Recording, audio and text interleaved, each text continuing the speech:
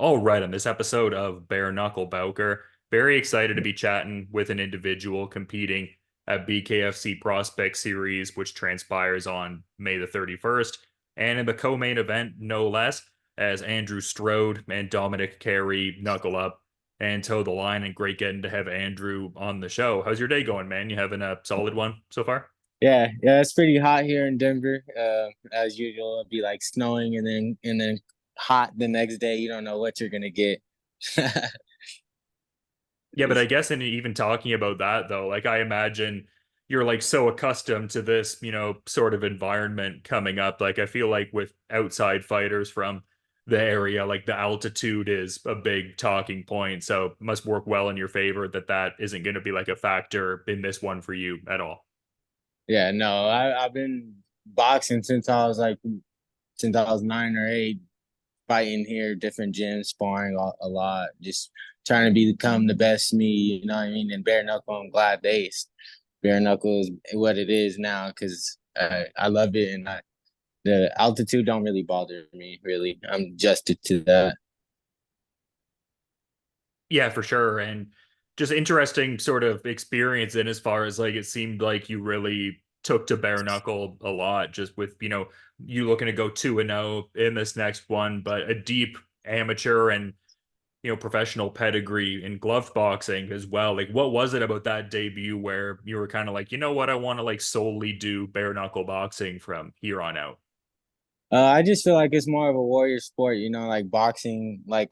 You would think that bare knuckle is like very like it is violent, but at the same time, you would think it was like more like violent than boxing. But actually, it's pretty safer than boxing, for because boxers I've been seeing on the news lately, like rest in peace to the boxer that just passed away. But like yeah, but boxing is like more trauma, so I think like it's more of a blood and sport for me, and I think it's the next big thing. I think it's gonna top UFC and regular boxing in like 5 years.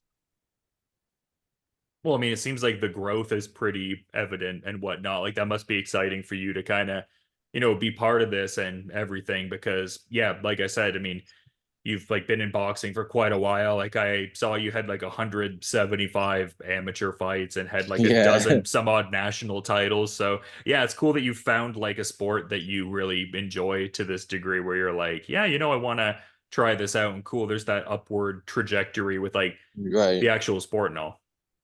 Yeah, right. It's just like I don't know. It's very different. And then when I got there, like most call it out, but most boxing promotions don't treat you that well. And I feel like bare knuckle, they treat all their fighters the same. I would show them with love and stuff. BKFC. So I want to thank David Feldman for that and like starting this because it's just like this is a big and I feel like this is where my home is and always have because I was that type of boxer like my fights are gonna be exciting, win or lose. You know what I mean? I'm gonna bring my skill, and I know my opponent's gonna bring his. So it was like, I'm good for the bare knuckle, and I feel like I am the future, and I'm going to be the future of bare knuckle. And it's kind of an interesting division right now because, I mean, I'm not the only person that's noticed this. I've heard other people talk about it too, but it's one of those divisions where, I mean, I feel like if you have like a statement win here, for instance, and get your ideal outcome, like you could potentially be like thrust right in that, contendership mix at flyweight and everything. Like, obviously, you're focused squarely on this fight, but is that kind of like an exciting proposition for you and everything? Yeah, it's I would like to fight for the belt here and there, but I'm trying to be like here forever. You know what I mean? The belt's always gonna be there. So I'm not here to like really chase the belt. I'm here to like really just fight everybody and continue to get as much as wins and no losses as possible. Cause I know how the game works. I know how like boxing works, and I'm not gonna pad my record. I just want to fight the best and give people a good show and eventually do be BKFC champion, but right now I'm just gonna take it slow. There's not nobody I could beat in this weight. I feel like Aguero, he's pretty good. Dotson's pretty good. They're strong, but I just feel like I got the all around talents for bare knuckle, and my fist will do the talking on May 31st. I think that's a good way to look at it, though, like having more of that longevity kind of locked in, because as much as like you could find yourself in that rankings hierarchy, like you're going to be here for a long time, as you said. So not overly preoccupied with like the belt specifically. Like it'll probably be a byproduct of just fighting all of the best guys that you probably want to fight, right? Right. Yeah, that's my goal. Like I'm trying to learn bare knuckle also because I came from boxing background. So my first fight I was a little bit tense, but now I'm trying to more work on the holding and punching and then getting out of clinches when punching. Like so I'm just still trying to learn. Like the first three fights are gonna be like me learning and then I'll really push out, you know what I mean, show what the world what I got. But right now I'm just still trying to learn the bare knuckle ins and outs. So Yeah, no, I hear what you're saying. And obviously, like you said, going to be a ways to go with that in the first few fights and just fight to fight even beyond that. But is there certain defined areas of growth within your bare knuckle game that you've noticed from, I guess, the BKFC debut last September to what we're going to be seeing in this next fight here? I was getting a little bit hit a little bit too much because I was a little bit tense, but now I'm gonna be way more elusive, and I got some crazy punches to show the world that I nobody has done before. So, and it's legal, so it's gonna be a good night, and I can't wait to show what you guys what I got because I got some stuff in store for this fight.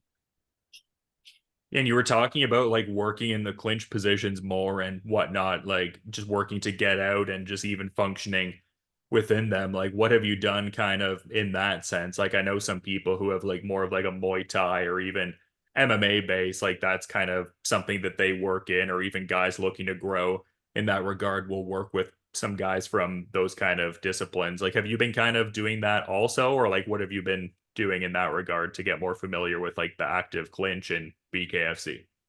I've been sparring like literally monsters, like people 201 and 180. Shout out to Keegan, the main event of my fight. But yeah, I just been sparring a whole bunch of people big and trying to like get their weight on me so I could feel like I could get out of it. You know what I mean? Somebody's 30 pounds heavier. More like a mind technique of training than more of like physical. You know what I mean?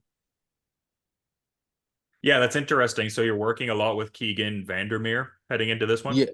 Yeah, yeah. I will train with him in the morning sometimes, and you know, what I mean, working out with him. Like we have the same manager. Shout out to Nick Bushman. And yeah, we've been on the same road together as a team. Even though he trains at Genesis sometimes, and I be at Brotherhood, but we talk a lot about this upcoming fight and getting ready. No, it's awesome. I mean, good to have like someone like that to pick the brain of and stuff like that. Like Yeah, someone who obviously is like familiar with the circuit and stuff like that and kind of like growing in his career. I mean, like you said, the main event on this card coming up here and whatnot, and you're in the co-main. So that's cool that you guys are getting in that work. That's sweet. I didn't know that, admittedly. yeah, yeah. Yeah, we be training together at Genesis also. Shout out to the whole Genesis gym, and I'm grateful for all them for helping me out, get me in this position. Because without them, I wouldn't I wouldn't be in this position. So I want to thank everybody. Yeah, no, it seems like a good space there for sure, man. And just looking at this next opponent here, I mean, he had his BKFC debut on the same card that you debuted on, BKFC 50. His fight was, I guess, kind of succinct in a certain regard, being that it was like an illegal strikes kind of situation where he won at the 38-second mark. But coming in with like an amateur MMA background, like, are you a guy that delves into like a fair bit of tape study? And I guess in asking that, like, how familiar are you with like what Dominick Carey does well and whatnot? He throws a couple of straight punches pretty crisp. I'm not gonna lie, and he tries to keep his distance because he was fighting a shorter guy. But I really don't do no. I just been like this my whole life. Like I fought Shakur Stevenson in the amateurs. I trained spar Terrence Crawford. Like I don't really do studying. It's more of like just seeing what they react off of, like me for as a fighter. I don't really do film study. I feel like that's that it depends on the fighter. If like me, I it depends like who I'm fighting that I could like feed off of, but like at the same time, it's like I don't really do no film study. I don't really do that. I'm an awkward fighter. I just get in the ring, train my ass off, and get in the ring and see how it goes. I really don't do studying. I know it sounds bad, but I never been that studier dude to study, sit down and watch people fight. Like I will watch their fight, but I wouldn't really study on them. Because when I'm watching them fight, I actually do like a study myself of how I will be in the ring with them while they're fighting another opponent. That would be my study. And then after that, I don't really watch other fighters besides like watching BKFC every week in that set of term.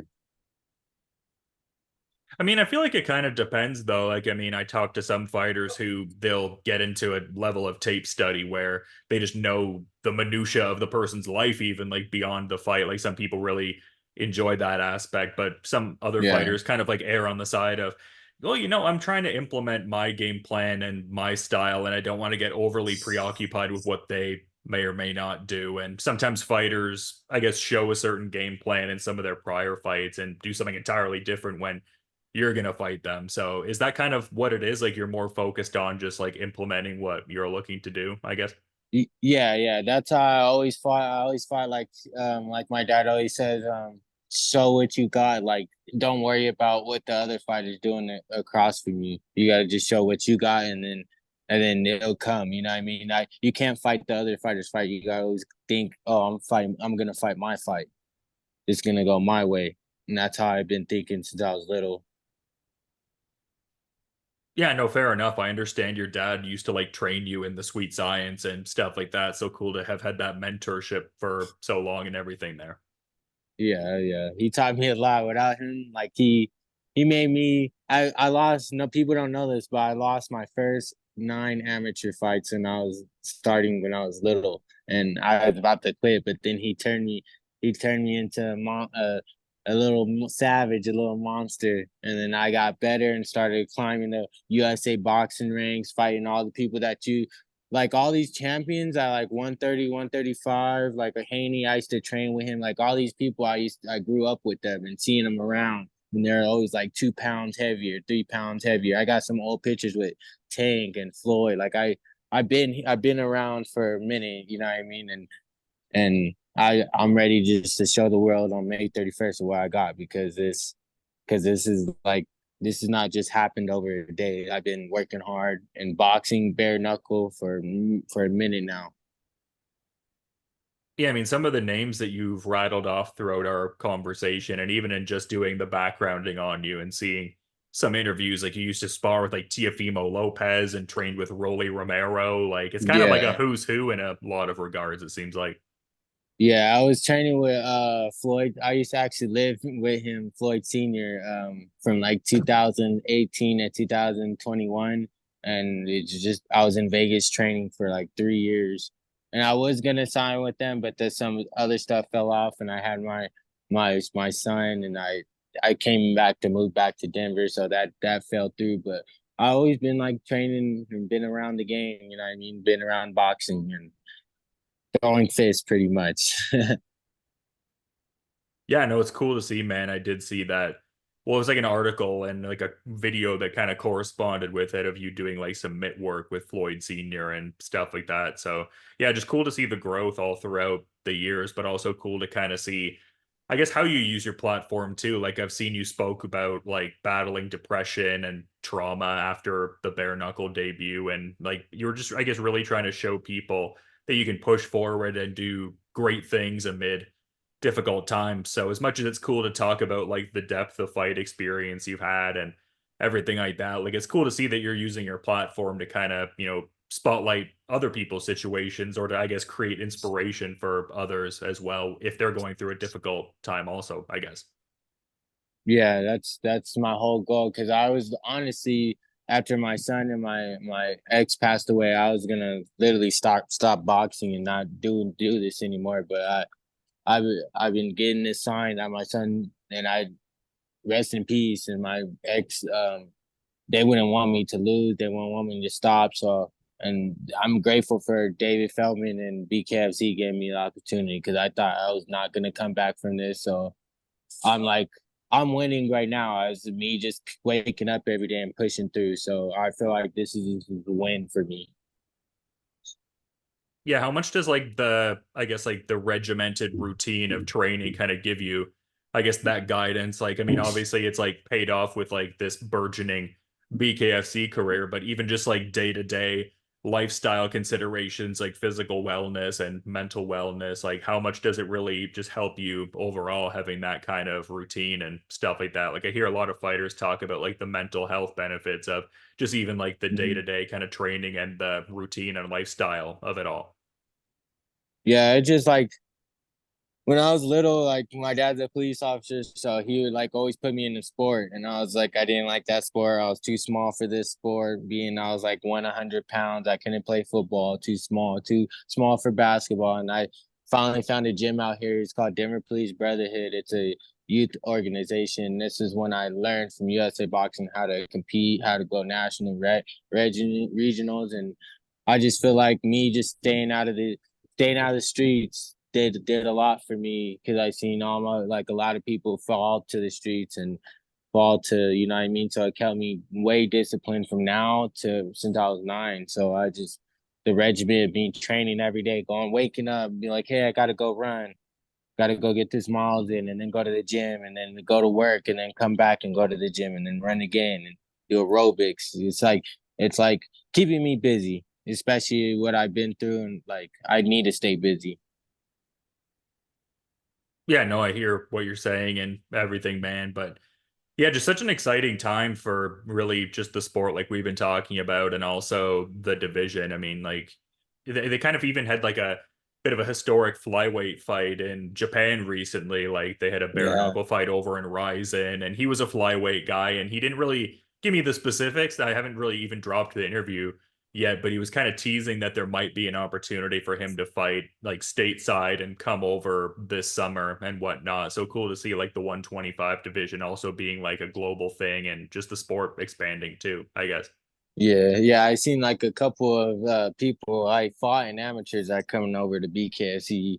So I'm just like, ooh, it's getting it's getting a little super exciting for when I started. So I enjoy this. I love the competition. It's gonna be I'll fight anybody. It's what I mean, one shot. That's all it takes. So I'm grateful actually. I'm really grateful to see who's gonna come. I want everybody to come over from boxing. I want everybody. I want everybody. I want to fight the best. So that's my goal. Yeah, so many great options for opponents, it seems like. I mean, chief among them, Dominick Carey coming up here on the 31st, and that's going to be an awesome one to see. Yeah, But I good mean, you've been fight. great with your time, Andrew, and I just want to be mindful of the rest of your schedule and what you're getting up to. And I guess just wondering if maybe you have a final thought you'd want to add as we're wrapping things up here, man. Um, I just want to say that this is my time to shine, and I thank you for inviting me to your podcast and your stream. I appreciate it, and you won't regret doing this interview because I got a lot to show from BKFC, and I won't lose. And May 31st is gonna be a good fight. Dominic Carey's gonna come, and I'm gonna come even harder. That's the goal. Yeah, it's going to be an awesome one to see, man. Definitely stoked to check out that looming prospect series fight coming up. And yeah, it should be an interesting flyweight co-main event amid like we've been talking about, like a stacked division that seems to keep on growing. But yeah, thanks so much for the time and coming on, Yeah, man. no problem. Hopefully the first of a few different chats. Many, Yeah, yeah, many. yeah. Yeah, no, I feel that, man. But yeah, no, just to reiterate, definitely appreciate you coming on and looking forward to peeping the fight, no doubt. But until then, you have a good rest of your day, Andrew. Thank you. Okay, you have a good rest of your day too, and thank you. I appreciate you showing me love. That's all that matters. So I appreciate you. Show you love right back.